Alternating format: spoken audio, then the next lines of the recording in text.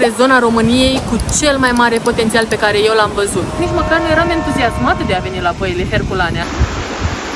Cum poți să lași să fie așa în degradare un loc atât de frumos? Din România frumoasă!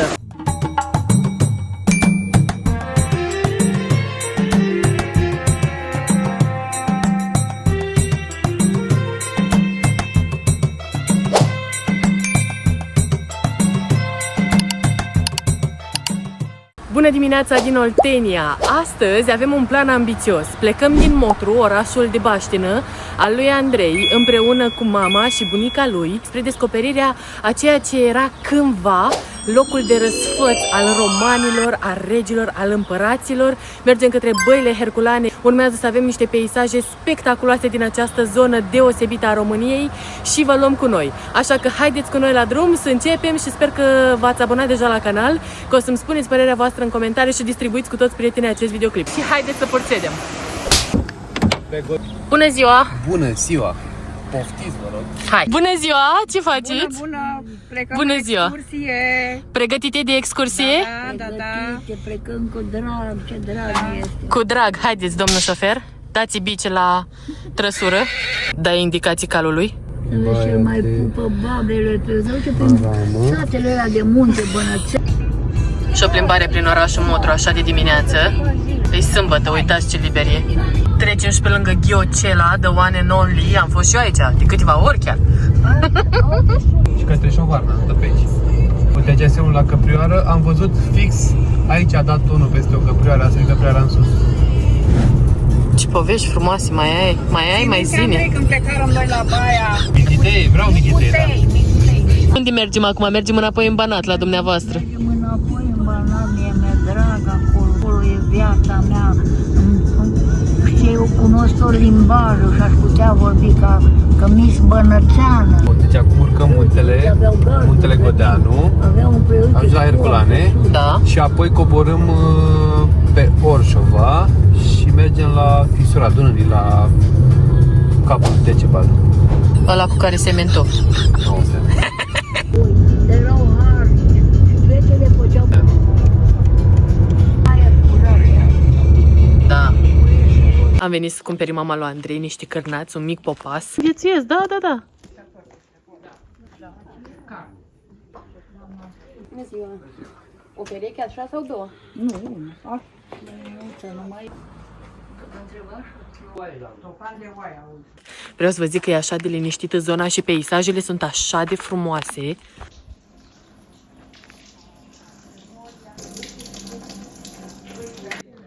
O pisică!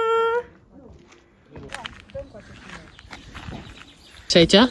Șunculiță. Oh, ce bine arată! Ați știut precis unde să vă opriți. Eu am văzut. Ați zis dumneavoastră, hai să oprim un pic aici. Mi-a mai fost.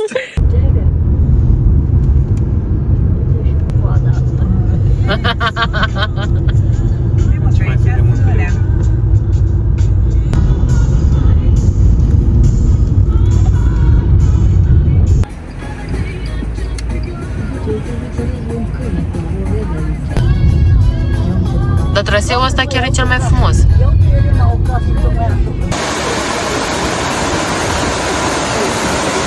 Am ajuns la taverna lui Hercule și o să mâncăm ceva tradițional românesc. Ne-am luat pomana porcului ca să ne reîncărcăm bateriile înainte de a porni în explorarea orașului. Plata se face doar numerar și acesta este meniul. Și au venit băuturile. Șoferul nostru nu bea bere. Am gustat și eu. Asta trebuie să tai de la montaj. Cum să tai asta? Păi nu poți. Poliția română?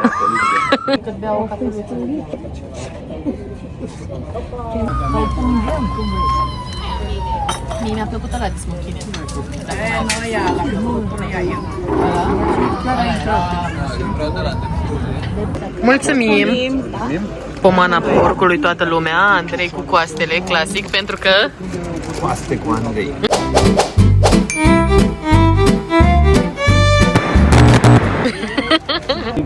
Macatena, mă. Așa îi zicea. Ne-am luat găluști cu prune. Cu 2 degete sus. O porție de găluște, 4 găluște, costă 27 de lei. Da, și au așa un parfum de scorțișoară, vanilie. Acum, după ce am luat prânzul, începem descoperirea orașului Băile Herculane. Ne vom plimba prin stațiune și vă vom arăta câteva puncte cheie centrale pe care nu ar trebui să le ratați atunci când ajungeți aici. Haideți să începem! Pornind de la piața Hercule, de unde am și luat prânzul, de la terasa lui Hercule, mergem către Biserica Romano-Catolică a Dormirea Maicii Domnului. Este foarte frumoasă, am văzut-o de la depărtare, văd că se pune și puțin ploaia. E fain asta cu... Uite, au pus poză, vezi? Da, au pus poză cu papa.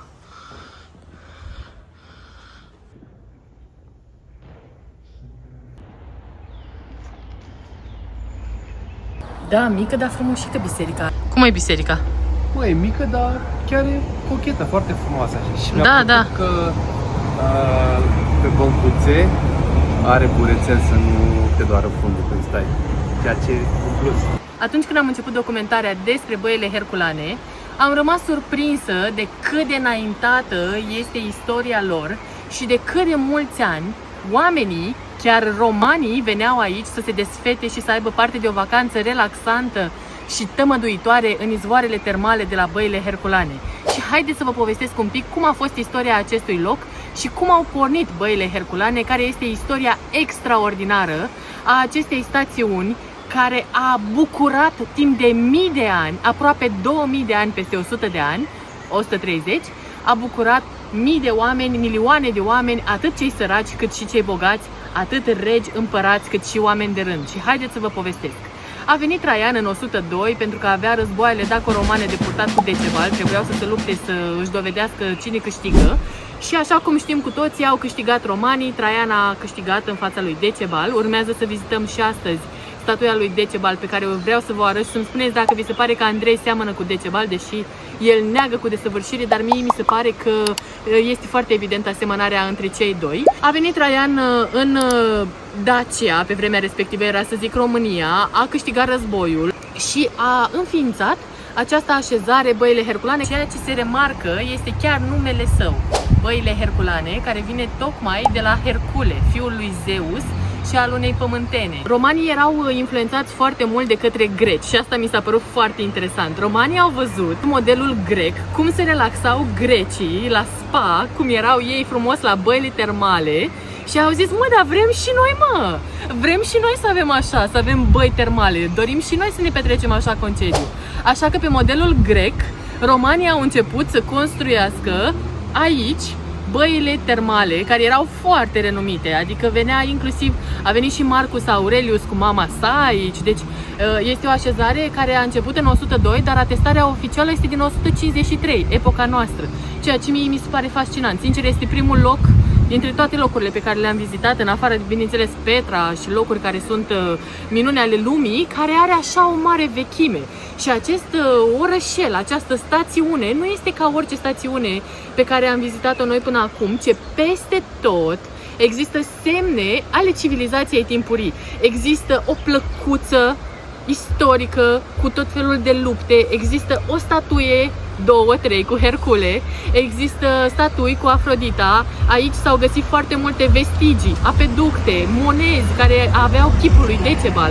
Și atunci când am citit toate aceste lucruri, nu venea să cred că la noi în țară era această oază de relaxare pentru romani care veneau aici să se relaxeze cu familia în vacanță. Povestea continuă. După retragerea aureliană din 275, dacă nu mă înșel, nu am verificat anul, a început să plouă, dar eu o să-mi continui povestea și sper că apreciați faptul că mă prind de inundații aici lângă izvoarele astea multiple pe care nu știu cât o să se umfle, dar eu continui să vă zic povestea. După retragerea aureliană au rămas Băile Herculane destul de părăsite, nu mai erau chiar atât de populare cum erau pe vremea romanilor, când era ocupația romană aici în Dacia. Și apoi, după o perioadă, după secole de inactivitate sau de activitate restrânsă, a venit perioada habsburgică. A venit perioada când Băile Herculane aveau să înflorească din nou cu o și mai mare putere sub dominația Imperiului Austro-Ungar, care și-a dorit aici să aibă și în Praga, ei aveau peste tot prin imperiul lor, prin imperiul austro-ungar, aveau locuri unde găseau, de exemplu, minerale, resurse, zone cu potențial natural, mă refer, cum este zona aceasta a Băilor Herculane, pentru că este o zonă foarte specială. În primul rând este între munți, este între munții Mehedinți pe de o parte și munții Cernei pe de altă parte. Este râul Cerna, care este foarte puternic în zonă și foarte lung, cu un debit impresionant și în plus sunt 20 de izvoare cu ape termale în această zonă. 20 de izvoare cu ape termale care au, de exemplu, proprietăți dermatologice pentru a trata bolile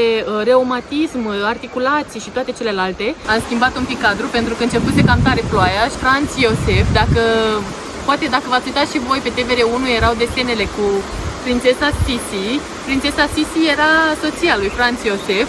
Este oricum un împărat foarte cunoscut, cred că toată lumea a auzit de el și de cât a fost de important, Imperiul Austro-Ungar a înflorit sub domnia lui. Veneau în vacanță, veneau el cu Sisi, veneau în vacanță în Băile Herculane și chiar atunci când a fost inaugurarea s-a deschis cea mai frumoasă stațiune de pe continent. Hotelul Roman este de luat în calcul atunci când doriți să vă faceți traseul, pentru că aici există vestigiile apeductului roman și multiple semne, statui, plăcuțe, tot drumul este foarte frumos și este aici inclusiv un fel de tunel ascuns unde nu o să intrăm. Este o peșteră cu lilieci.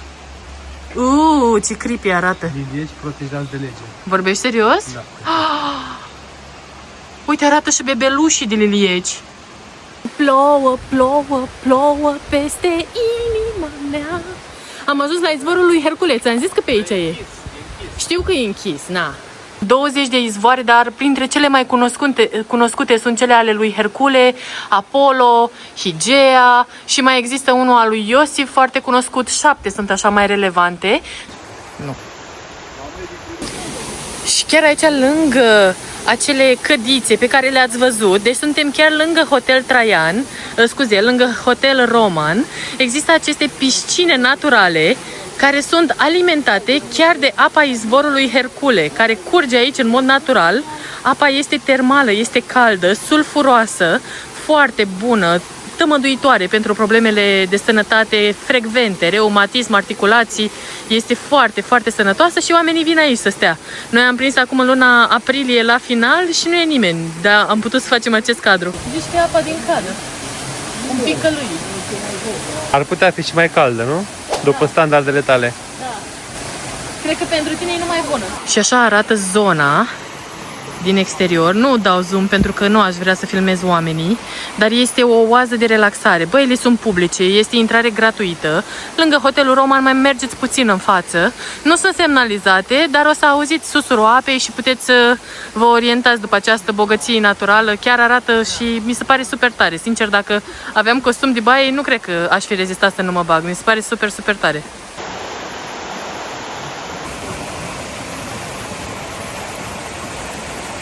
Și acum mergem către una dintre cele mai importante, frumoase, estetice clădiri din stațiune, care, deși este lăsată în paragină, am înțeles că există planuri ca să fie reabilitată. Hai să vedem. Vezi, au formă de inimioară. Uite ce frumos arată. Piața lui Hercule este epicentrul stațiunii. Această statuie de bronz domină piața Hercule. Mai este un Hercule acolo. Multe clădiri sunt în acest stadiu. Atunci când vizitați Băile Herculane, e bine să vedeți și genul acesta de imagini ca să vă adaptați așteptările și să le ajustați. Nu înseamnă că locul devine mai puțin impresionant. Există doar aceste clădiri istorice, bogate de pe timpuri, care au fost lăsate în paragină și care, sper eu, vor fi reamenajate și va fi redată gloria de altă dată a acestei stațiuni. Tot aici, în piața Hercule, este Hotel Ferdinand. Doamne, nu pot să cred că asta a rămas. Am crezut că se construiește acum. Asta l-am întrebat pe Andrei. Mamă!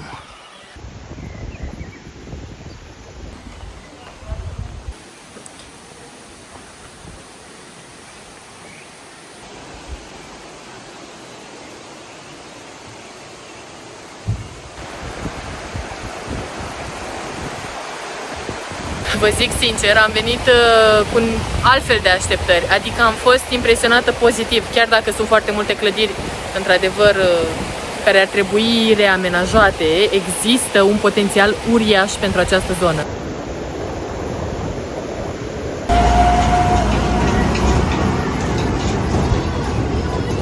Uitați aici genul acela de cădițe pe care le-am văzut. Tot așa, în apropiere de centru, se află acest izvor și cădițele acestea care pot fi folosite la liber de oricine. Proprietățile lor termale sunt foarte căutate în medicina alternativă. Era păcat să nu vă arăt și Hotel Decebal. Acesta este în renovare. Are într-adevăr o aliură de pe timpuri. Arhitectura este una bogată, decorată, dar totuși minimalistă și curată. Acesta este în renovare în prezent. Cred că se dorește să îi se redea aliura de altă dată. Și există inclusiv o vilă, Villa Sisi, Villa Elisabeta, pentru că acolo a stat chiar și 6 săptămâni regina Elisabeta aici. Regina Elisabeta Sisi, prințesa, era foarte atentă la tot ce înseamnă frumusețe, să aibă părul lung, să fie tot timpul tonifiată, într-o stare foarte bună fizică și îi plăcea mult zona aceasta pentru că ea era preocupată de frumusețe și sănătate. Putea să meargă, să facă trasee și tot timpul în jurnalele sale intime descria această zonă ca fiind una deosebit de frumoasă.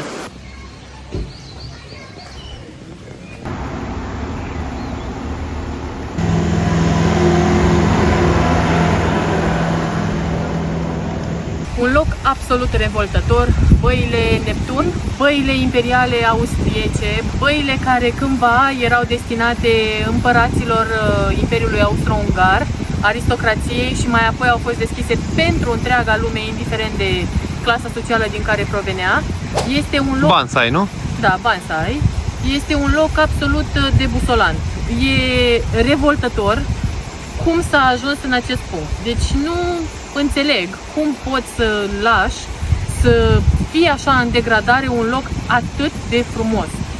Nu-mi vine să cred că nici măcar nu eram entuziasmată de a veni la băile Herculane. Andrei, care fusese aici, mi-a zis hai să mergem că e foarte frumos. Eu nu eram entuziasmată pentru că această zonă, deși mi se pare că este una dintre cele mai extraordinare ale României și mă refer inclusiv la izvoarele cu apă termală, adică eu nu am probleme cu articulațiile, din fericire încă, dar m-aș fi băgat cu mare drag să stau câteva ore în râu, în izvor, să stau acolo în piscinele alea naturale, chiar și așa, mai abrupte, mai naturale, cum sunt ele, Cădițe. Dar e atât de trist să vezi că arată așa, este... Cădițe săpate în stâncă. Da, această clădire, când o vezi în persoană, primul impact este izbitor. Deci pur și simplu ai o reacție de tristețe, de minunești și nu-ți vine să crezi că așa ceva a fost lăsat să ajungă într-un asemenea nivel de degradare. Există, construite tot de către Habsburg, există și, de exemplu, în Cehia, tot așa, băi termale, locuri în care ei sesizau potențialul natural geografic al locațiilor și începeau să-și construiască diverse băi. Era o activitate foarte populară, inclusiv pentru cei din Imperiul Habsburgic, să își facă genul acesta de locuri, de spa, de tratament, unde să se ducă în vacanță și își făceau prin întregul imperiu, pe unde erau ei așezați, unde găseau o resursă naturală, o exploatau, o făceau să fie frumoasă, astfel încât să le placă și lor, să fie și ei în condiții bune. Așa s-a făcut și această construcție excepțională din spatele meu, o clădire, băile Neptun, cred că este în topul celor mai frumoase clădiri pe care eu le-am văzut în România. Este o clădire pe care trebuie să o vedeți ca să simțiți impactul pe care îl are. Doar cu puterea imaginației mele, care sunt sigură că este mult inferioară a ceea ce era cândva când strălucea, când era pentru regi deschisă, când era podul acesta de fier forjat deschis și trecea împărăteasa prințesa Sisi pe acest pod, imaginația mea sunt sigură că nu poate să vedea nici măcar 10% din ce frumusețe exista aici, câte statui, câte opere de artă și în interior am văzut imagini, deși nu poate să fie vizitată în interior. Eu cred că băile Herculane au potențialul să devină una dintre cele mai vizitate zone din întreaga Europa, de pe întregul continent. Nu zicea degeaba Franz Iosif când zicea, deci sunt cu adevărat revoltată, nu înțeleg cum s-a ajuns în acest punct, adică cum vezi că se destramă, nu trebuiau să construiască ei, trebuiau doar să întrețină. Peste stradă, de băile imperiale austriece, se află cazinoul, localizat în parcul central. Cazinoul care, de asemenea, este o clădire lăsată în paragină. Pe casino scrie sănătate și bucurie sau fericire în latină. Uite, secoia! Vai, voi știți ce mare e? Doamne, am văzut secoia numai la grădina imperială de la Palatul Pena din Lisabona, mă rog, din Sintra, de lângă Lisabona. Doamne, ce impresionant e! E gigantic, pur și simplu. Acesta a fost construit tot așa pentru împărații Imperiului Habsburgic. Se țineau festivități aici. Din păcate, din nou, nu este renovat. Mă doare sufletul când zic. E foarte, foarte frumos. Îmi pare rău că nu putem să vizităm băile imperiale austriece. Deci sunt senzaționale. Uitați cum arată coloanele. Zici că ești în Viena.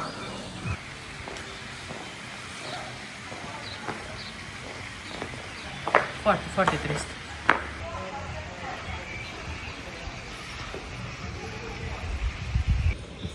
Și uitați cum e în interior, în cadrul acestei cupole.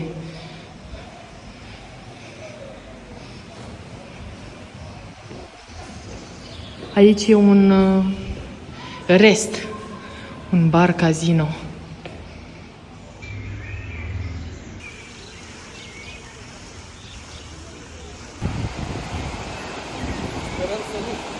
Și lângă această clădire este hotelul Cerna. Și uite cealaltă biserică.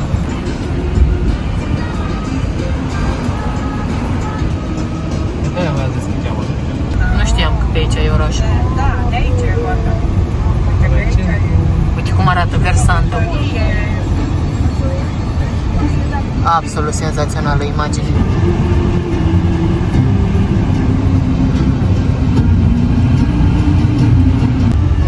Da, aici stau oamenii. Stau într-unul din plămânii Europei, României, iarăși am făcut greșeala asta. Dar este incredibil de curat aerul aici. Este un aer foarte diferit. Deci peisajele montane, relieful este absolut excepțional în această zonă. Nu aș putea să vă redau cât de impresionanți sunt versanții. Unul este împădurit, celălalt are așa aceste formațiuni de piatră descoperite, dezvelite și cu lumina, cu soarele. Ba, este cerul întunecat. Totul arată senzațional. Această zonă este fabuloasă. M-a convins. Când am ajuns și în oraș, am văzut cât este de extins, chiar m-a convins. E parcare acolo, Andrei. Și am ajuns și la gara de la Băile Herculane. Este una dintre cele mai frumoase gări din întreaga Românie, având tot așa o importanță istorică. Inclusiv peronul gării arată senzațional.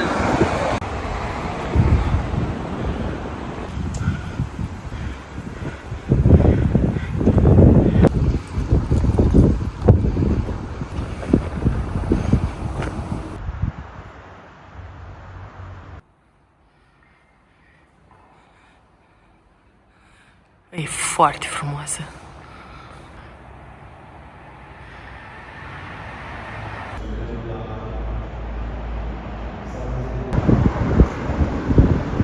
Și încheiem fabulos vlogul cu un langoș cu brânză și smântână.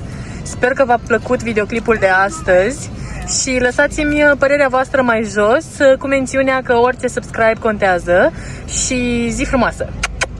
Deci nici n-am auzit.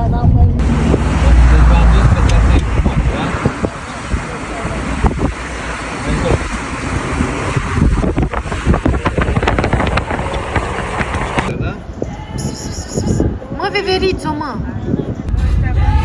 Am venit în Severin înainte de a încheia vlogul ca să iau o bragă. Nu știu să vorbesc, că n-am mai băut așa ceva, nici n-am mai auzit. Urmează să fie o surpriză maximă. Pe acolo în spate e. Unde?